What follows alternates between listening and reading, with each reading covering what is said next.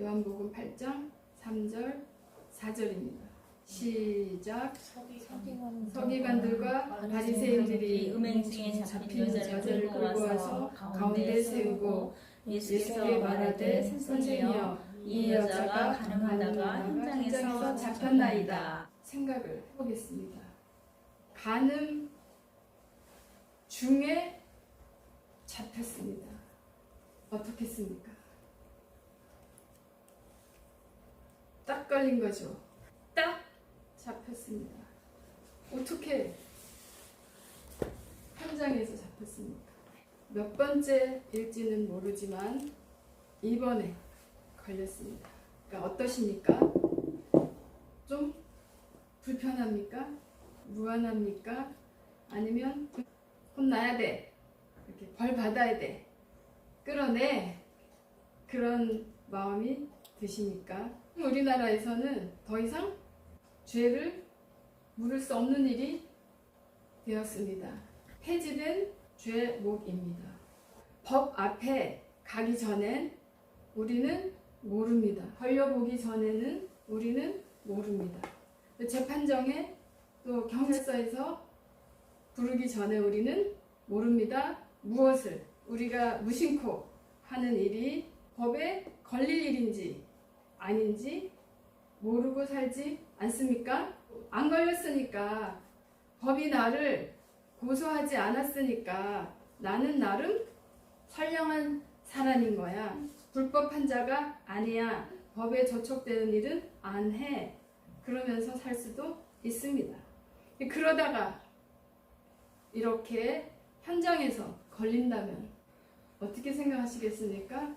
다 하는데 나만 걸렸어. 재수 없는 날이야. 그때 법 앞에 가서 그런 법이 있는 줄 몰랐습니다. 모르고 했습니다. 몰랐다는 것은 전혀 정상 참작되는 일이 아닙니다. 알아야 하는 일이 바로 법입니다. 너 몰랐으니까 좀 봐줄게. 통합니까? 1도 안 통합니다. 어떻게 하란 말입니까? 우리 모두 다 법대에 가야 됩니까? 법 공부를 열심히 해야 됩니까?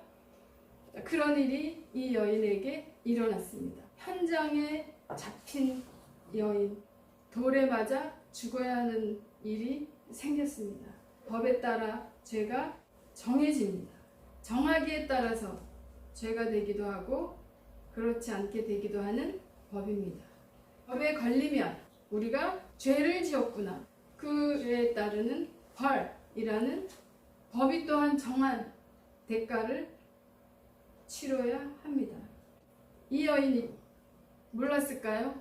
내가 이 일을 하면 죽는다는 것을 이 민족 공동체 전체가 그때나 지금이나 알고 있습니다.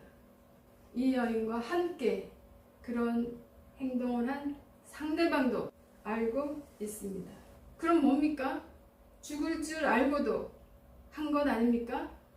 죽음에 해당하는 일을 계속 하고 있던 여인 아닙니까? 죽음을 계속 마시고 있던 여인이었습니다. 꼬리가 길면 어떻게 됩니까? 언젠가는 걸리게 됩니다. 걸리면 우리 죽어. 그것도 돌에 맞아 죽어. 그러니까 우리 같이 죽읍시다.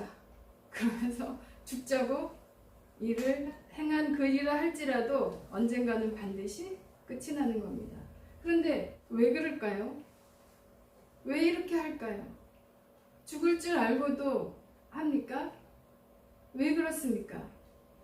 나는 음행 안 하니까, 나는 당하지 않으니까 잘 모르겠는데요. 아마도 우리가 주님 앞에 서면서 아, 이거 주님 싫어하는구나, 아, 이거 어두움이구나, 내가 어두움을 불러들이고 있는 영역이 있었구나, 그러면 이거 하지 말아야지 하는 항목들이 각각 처지에 따라서 있을 줄 압니다. 그것을 생각해 보기 바랍니다. 안 해야지 하는데 왜 합니까?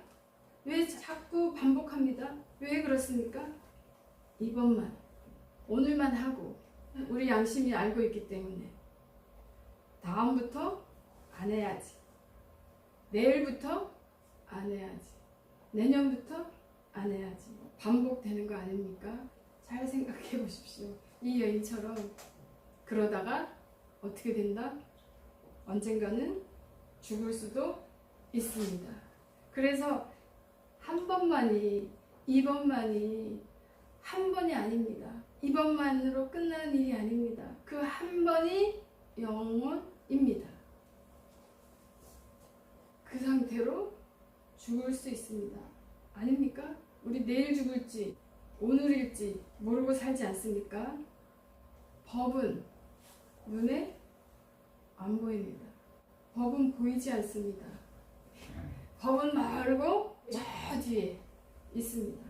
지금 당장 보이는 건 뭡니까? 내 몸이, 내 마음이 먼저입니다.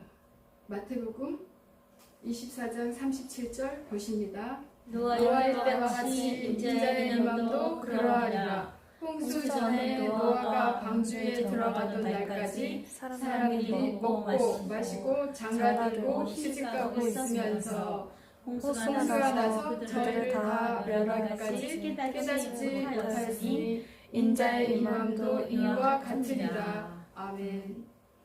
그 홍수 사건도 죽음으로 몰고 간 그 일이 무슨 엄청 큰 원인이었으니까 성경은 노아의 방주에 들어가던 날까지 사람들이 어떻게 먹고 마시고 장가들고 시집가고 일상 아닙니까?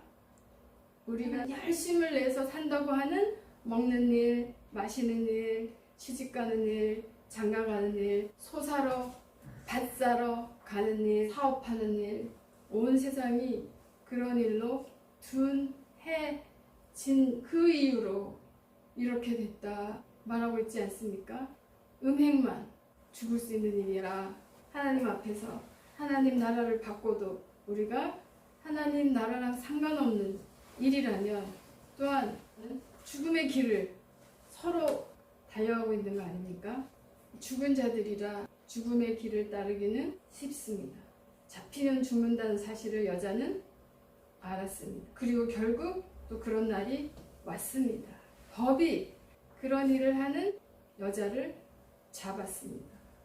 또 그 법을 알고 있는 자들이, 알고 가르치는 자들이 여자를 잡아왔습니다. 법이 없었다면, 지금 우리나라처럼 죄를 물을 수 없었다면 이 여자가 이렇게 끌려오진 않았겠습니다. 모세의 법에 의하면 이런 일을 한 이 여인은 어떻게 됩니까? 돌로 쳐. 예, 돌로 치라. 돌로 쳐서 죽이라 입니다. 이제는 죽어야 합니다. 다른 길은 없습니다. 돌이 날아오기만을 기다리고 있는 죽음의 순간입니다. 이 여인의 시선은 어디로 향하고 있겠습니까? 바닥. 감히 고개를 들 수가 없는, 그래서 하염없이 땅바닥만 보고 있었을 겁니다. 눈에 글자가 들어옵니다. 누군가가 글자를 씁니다. 그 바닥에. 제가 주님이 뭐라고 썼을까요? 알려주십시오. 뒤져보고 있지만 깨달았습니다. 이 은밀한 대화는 주님과 이 여인만 이루어지는 대화입니다. 입장 바꿔 생각해 봤습니다. 내가 주님과 그 수치스러운 현장에서, 부끄러운 알몸으로 벗겨진 그 현장에서 주님과 내가 얘기하는데 옆에 누가 들으면 누가 알까봐 그것 또한 거의 형벌에 가까운 수준일 것 같습니다. 그래서 제가 이제 닫았습니다. 나의 부끄러움의 수치가 온 천하에 다 드러나면 너무 괴롭겠구나. 내가 알려고 하지 말아야 되겠구나. 나도 누군가에게 가려주고 덮어줘야 될 그런 상황이, 순간이 있었겠구나. 또 있을 수도 있겠구나. 덮어야지. 그렇게 은혜를 받았습니다. 그렇습니다. 우리 주님이 너와 나와 하는 대화가 중요하지. 누군가가 옆에서 저 사람이 저랬대, 이 사람이 저랬대. 주님이 아니십니다. 오직 그 여인과 주님과만 지금 대화를 하고 있는 겁니다. 우리가 사모하는 주님 나를 만나주세요. 그 현장이 바로 이 현장이구나. 어떻게 알았습니까? 11절 보시겠습니다. 대답하되 주여 없나이다. 예수께서 이르시되 나도 너를 정죄하지 아니하노니 가서 다시는 죄를 범하지 말라 하시니라. 여인 주님을 무엇이라고 부르고 있습니까? 죽음의 순간에 맞닥뜨린 이 여인이 주님이 쓰신 글자와 만남 이후에 이 글자를 쓰신 이분을 누구라고 고백을 하고 있습니까? 주여, 주님. 아무나 할 수 있는 고백이 아닙니다. 그 당시에 주님에 대해서 몰랐습니다. 제자들도 오락가락 왔다 갔다 같이 먹고 같이 잠을 이렇게 가까이서 주님의 가르침을 일상으로 받고 있던 제자들도 어떤 때는 주는 그리스도십니다. 살아계신 하나님의 아들입니다. 했다가도 잃어버린 이스라엘 나라를 되찾아줄 선지자입니다. 선생님입니다. 그런데 이 여인은 주님이라고 고백합니다. 죽음의 자리에서 주를 만난 것입니다. 주를 만나는 사건입니다.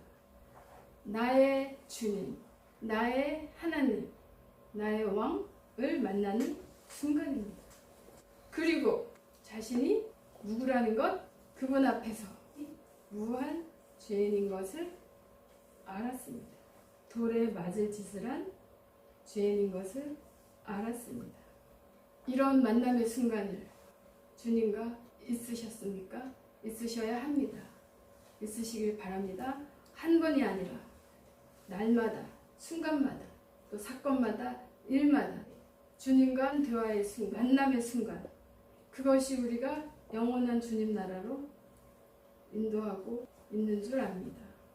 자, 이런 순간에 주님이 나한테 무엇이라고 쓸까? 주님 나한테 무엇이라고 말씀하실까? 하는 순간이 최근에 있으셨습니까? 이 여인은 그 순간에 그를 영원한 주님으로, 하나님으로 마음에 모셔드린 겁니다. 그런 일이 일어나는 현장입니다.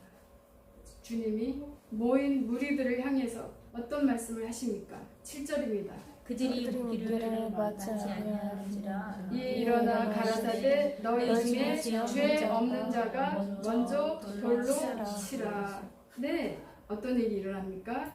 돌로 치려던 자들이 하나씩 사라집니다. 법을 집행하려던 사람들이 모두 없어집니다. 자, 우리는 생각합니다. 나는 살인하지 않았으니까 죄 없어. 음행하지 않으니까, 도둑질하지 않으니까 나는 죄 없어. 이렇게 생각하며 살 수도 있습니다. 그런데 하지 말라고 한 법만 법이 아닙니다. 하라고 한 것도 안 한 것이라면 그것 또한 죄입니다. 이처럼 하나님의 법정이라면 우린 주님 앞에서 죄인입니다. 고소하는 사람이 없었기 망정입니다.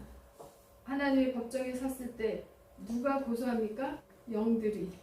지금 눈에 보이지 않는 법을 우리가 말하는 것과 마찬가지로 내가 고소 안 당했으니까, 나 고소한 사람 없으니까 하고 우리가 잘 넘어와서 여기까지 살고 있었습니다. 자, 이제 주님 한 분만 여인 앞에 남았습니다. 죄 없으신 분입니다. 우리 죄를 대신 지실 분입니다. 이분은 온전한 의인입니다. 온전한 선이신 분입니다. 입법자이십니다. 또한 그 법에 따라 심판주로 오실 주이십니다. 모세의 법이 먼저입니까? 법이 먼저입니까? 죄가 먼저입니까? 주 하나님이 우리를 꼼짝 말게 하려고, 우리를 올가매시려고 법을 정하신 겁니까? 법 앞에서 우리 다 죄인임을 고백하며 주님 앞에서 영원히 쩔쩔매고 살라고 법을 만드신 겁니까?